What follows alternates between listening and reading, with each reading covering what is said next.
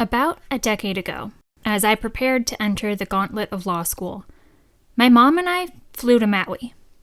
We wanted one last hurrah before the black hole of studying, as a chance to relax before 3 years of stress culminating in the big bad bar exam. We also wanted to see the island from the top of Haleakala, and made our way up the sometimes narrow, sometimes cliffside path. We found the occasional switchback navigable, but we went slow and hugged the center line when it was visible. Our path was much less treacherous than the switchbacks near Camp Natural Bridge, 8 miles away from West Point. And unfortunately, we exercised a lot more care than Staff Sergeant Strong as we navigated up the mountain. This is Conduct Unbecoming. I'm Erin, and I'm your host.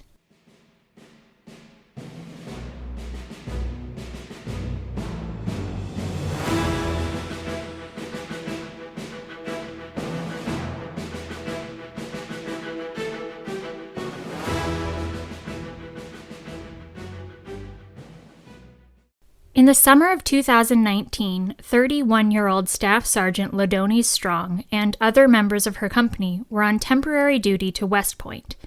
They were usually stationed at Fort Stewart in Georgia. The company was tasked with supporting the cadets in their year-end training events in a nearby mountainous region. So on June 6, 2019, Strong climbed into the driver's seat of an M1085 medium tactical vehicle. Her company was transporting a few dozen cadets to the nearby land navigation course. They would convoy 8 vehicles up an unpaved switchback path known as Fire Break 20. At some points on the course, the drop-off on the downslope was quite steep, and there wasn't enough space for 2 cars to drive side by side, which wasn't ideal given the width of these kind of vehicles. But the command signed off on the route and determined it was still the best option available to accomplish their mission transporting the cadets. Strong would transport about 20 cadets and 3 other soldiers. The M1085 is the kind of vehicle you've seen in any war movie. It has a cab where the operator, driver, and truck commander sit. The truck commander acts as a lookout, warning the driver of any obstacles or hazards the driver might not be able to see. 2 sets of eyes are better than 1, especially in a vehicle with that many blind spots. The back of the vehicle looks a lot like the bed of a standard truck, with slightly higher walls and bench seating along the edges. They often have those canvas flaps stretched over frames. Strong drove in the 8th and final position in the convoy. The vehicle before Strong's had the canvas flap open because it was the summertime, and the cadets within could see Strong's vehicle behind them. And as the convoy lumbered up the 1-lane road, the cadets in Vehicle 7 watched as Strong's vehicle struck a tree, jostling the cadets within. Later, they watched as Strong began to drift towards the drop-off side before course-correcting back to the middle of the lane. Shortly after the tree and the drifting, the cadets watched powerless as Strong veered towards the drop-off. She wasn't able to correct herself in time, and at about 6:45 a.m., the vehicle began to slide sideways down the embankment before rolling over onto its top. And when the dust settled, the cadets discovered their classmate, Christopher Morgan Jr., pinned between the bed of the 5-ton truck and a boulder that protruded through the canvas roof. Morgan, whose friends and family called him CJ, grew up in New Jersey. Like many students at the military academies, he lettered in a sport while in high school at West Orange High School. He was both a wrestler and a captain of the football team. In a move that seems to guarantee a lack of free time, he also played in the school's band. At West Point, CJ majored in law and legal studies and wrestled for the academy team. CJ was just 22 when he climbed into the back of the truck and entrusted Strong with his life. He died on the scene. 21 other passengers were injured. All of their injuries were non-life-threatening. The truck commander, the extra eyes on the road, extricated himself from the upside-down truck and was, as some observed, a bit frazzled by the experience. Well, the reports indicate that he was somewhat hysterical, but given the gendered origins of the term hysteria, we're going to use frazzled. He immediately reported that Strong had been using her phone while she was driving, and later clarified that he meant the Apple smartwatch on her wrist. Criminal Investigation Command handled the investigation with the assistance of the New York State Police. Given the truck commander's immediate report that Strong had been distracted by her smartwatch, CID obtained a warrant to seize both her cell phone and her smartwatch. They wanted to know what had distracted her to the point of veering towards a steep drop-off, resulting in the rollover accident. Later in the day, an agent from CID, accompanied by a non-commissioned officer in Strong's unit, turned up at the barracks. The agent identified herself as a CID agent and explained she had a warrant to seize Strong's cell phone and smartwatch. She stepped out so Strong could change out of her pajamas. The non-commissioned officer from her unit stayed with Strong, under strict orders to not let Strong use her phone. But from the hall, the agent heard the NCO tell Strong repeatedly she was not permitted to use her phone. This prompted the agent to step back inside the room, where she found Strong, using her phone. When the agent physically seized the phone, Strong tried several times to snatch it back. The agent later described Strong as belligerent in her efforts to take her phone back and described this seizure as the only time she had to admonish the subject of a seizure warrant. The agent knew she needed to remove the phone from the network in order to prevent Strong from remotely accessing, wiping, or editing the data on her various Apple products. When she was unsuccessful in putting the phone in airplane mode, she placed it into a Faraday bag. The Faraday bag is a container designed to block the sending and receiving of signals. It's not exactly like she could go to Strong and ask her to please show her the best way to put her phone in airplane mode. Then, the agent took the phone and watch with her to a CID office that had the technology she needed to do a Cellbrite extraction. A forensic analyst plugged in Strong's phone, preparing to pull the data and finally learn what had so thoroughly captured Strong's attention. Instead, the analyst found nothing. The phone had been remotely reset to factory conditions. All of the data was gone, so the agents turned their attention to the watch.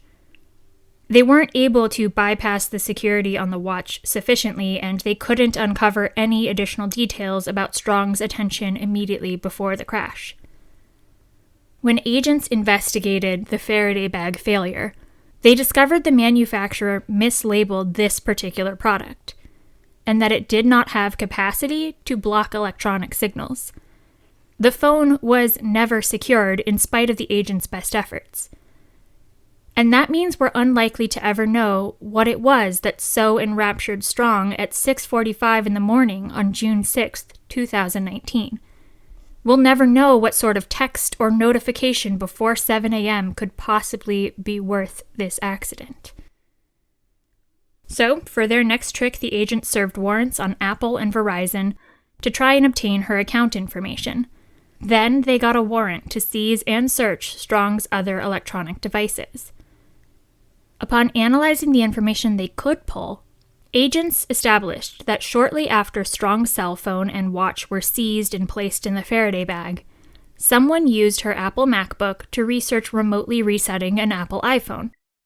The evidence also showed her Apple account was accessed from her MacBook at a location near West Point, and a remote factory reset was initiated.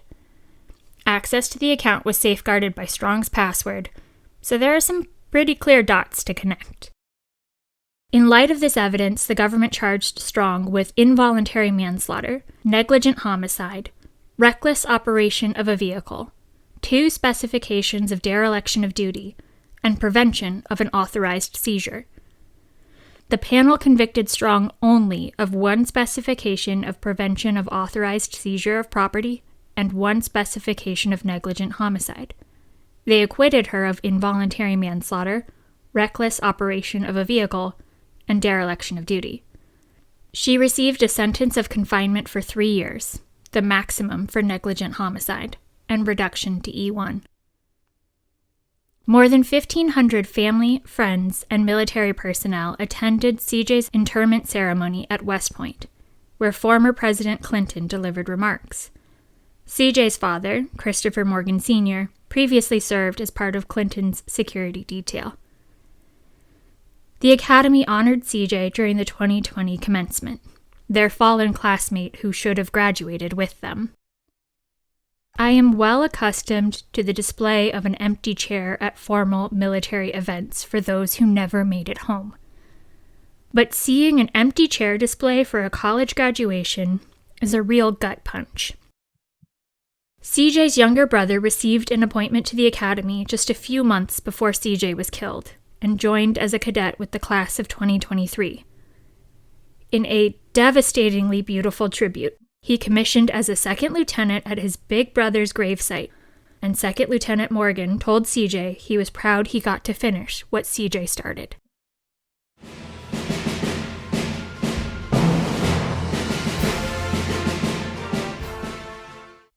On appeal, Strong asserted that her cell phone was already seized at the time she remotely wiped the data contained upon it, so she didn't actually prevent the seizure of the phone.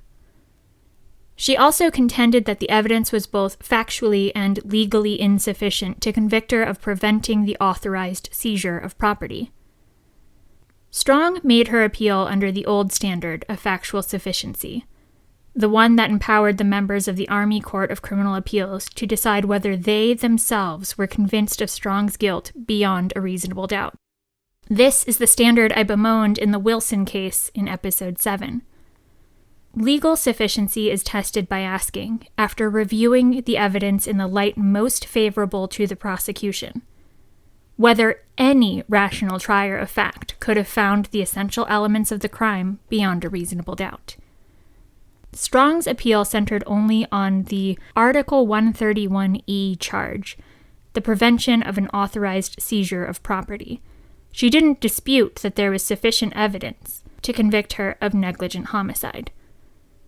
The elements of the Article 131E offense are, first, that one or more persons authorized to make searches and seizures were seizing, about to seize, or endeavoring to seize certain property. Second, that Strong destroyed, removed, or otherwise disposed of that property with intent to prevent the seizure thereof. And third, that Strong knew that the person authorized to make a search was seizing, about to seize, or endeavoring to seize the property. To break that down a little bit further, the agent needed authority to take Strong's phone, Strong destroyed or disposed of her phone, and Strong knew the agent had the authority and was trying to take her phone. Which brings us back up to speed on Strong's argument. The agent got the phone. Sure, Strong tried to snatch the phone back from her grip, but was unsuccessful. So I think the crux of the argument on appeal is whether the warrant was really for the physical phone, or if the agent was empowered to seize the data the phone held. To be completely frank, without the data the phone held, the phone is a fairly useless target of a search warrant. A phone without the data on it, as the Army Court of Criminal Appeals observed, is just a husk of a cell phone. And I think it's fair to say that Strong knew investigators weren't really just interested in the physical hardware of her phone. That's why she took the time to research how to wipe it, and then wiped it. She knew CID wasn't interested in whether she had a pop socket affixed to her case. And maybe there's something to be said for the argument that once the iPhone was in the supposed Faraday bag, it's seized. The action is complete and Strong can no longer prevent the seizure. But I think that just slingshots us back to the issue of the husk. Is the seizure of data complete when the iPhone gets tucked into the Faraday bag? Or is the action incomplete until the cell phone extraction is conducted? The court gave a lengthy description of the novel security features that were designed so people could safeguard the wealth of information that their cell phone contains about them. The Supreme Court of the United States addressed the treasure trove of private information that cell phones contain in the 2018 case of the United States versus Carpenter, And that case was dealing only with cell phone location information. Not even the small personal details, passwords, photos, payment platforms, and messages that your phone plays host to. The features that are designed so we can delete those little details off our phone should it fall into the wrong hands are equally useful to someone trying to destroy incriminating information. I found it a bit of a surprise to discover a 3-judge dissent in this case. They believed there was insufficient evidence regarding what the investigating agent was authorized to search for, and concluded that the data destruction did not occur as agents were, quote, about to seize the data.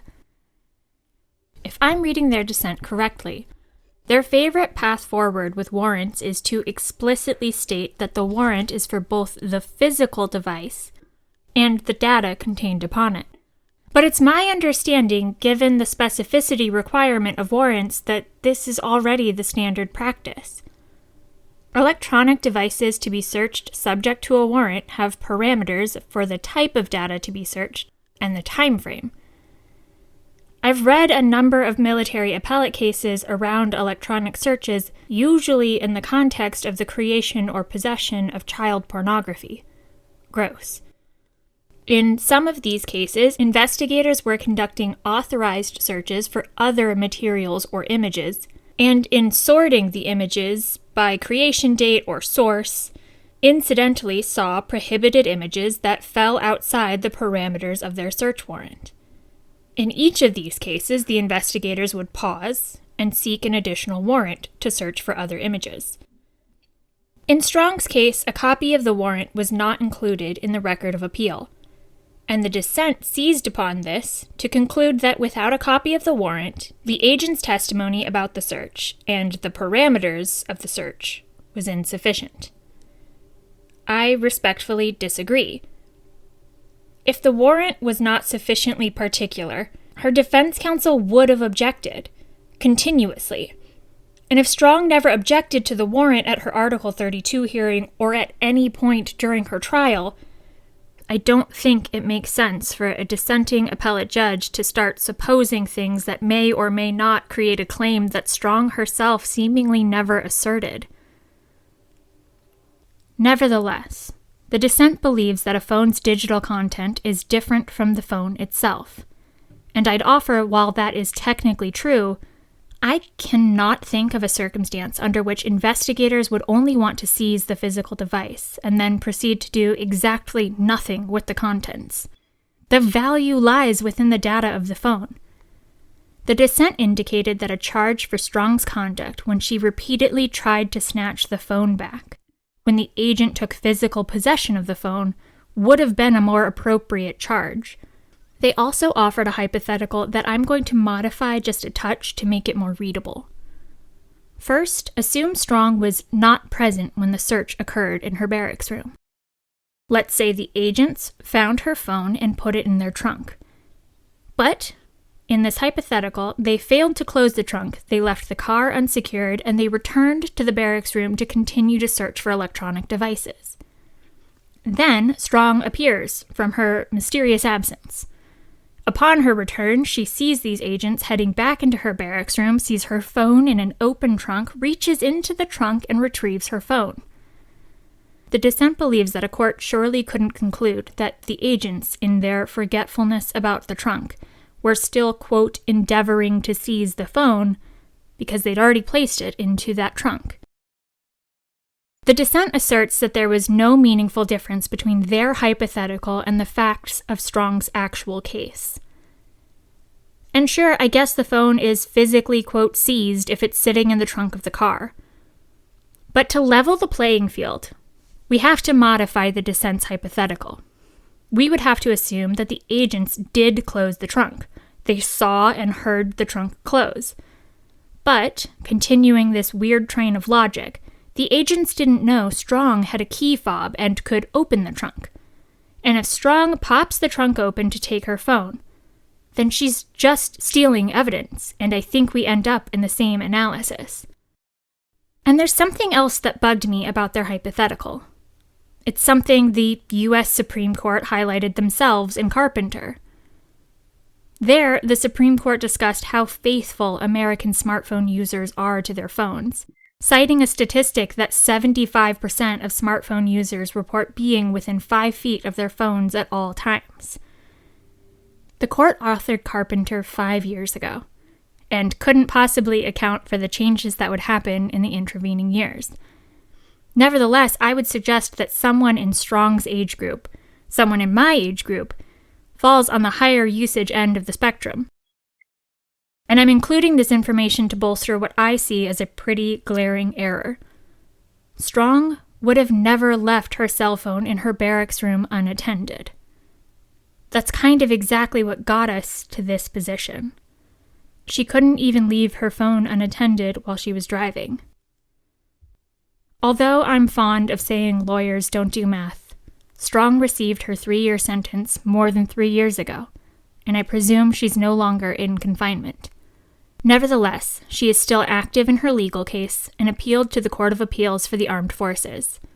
It looks like CAF may take this case up, but they're not the most robust in pushing out opinions this term yet. I'll circle back if and when an opinion comes out. Thank you for listening. If you enjoyed today's episode, please share it. I invite you to submit case suggestions and feedback to conductunbecomingpod@gmail.com or on conductunbecomingpod.com. Join me next time when we evaluate some very bold choices. Until then, take care.